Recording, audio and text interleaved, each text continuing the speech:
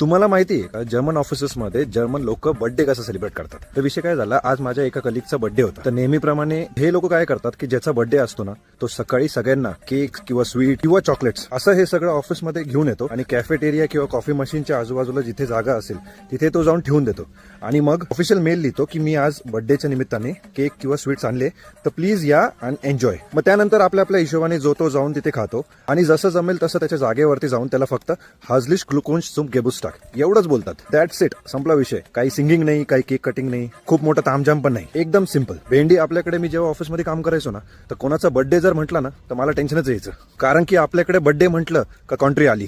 Cake cut करायचं म्हटलं का आपल्याकडनंच कॉन्ट्री घेणार. 100 रुपये पर बर्थडेला मला द्यावा लागायचे. त्याच्यानंतर सॉन्ग म्हणा, केक कट करा, तोंडाला केक चोपा, ते सगळं वेगळं. एवढं सगळं आपल्याकडे होतं. त्या माईला पगार होता 6,000 रुपये, त्या माईला पगार होता 6,000 रुपये आणि बर्थडेची कॉन्ट्री देऊनच पगार संपून जायचं.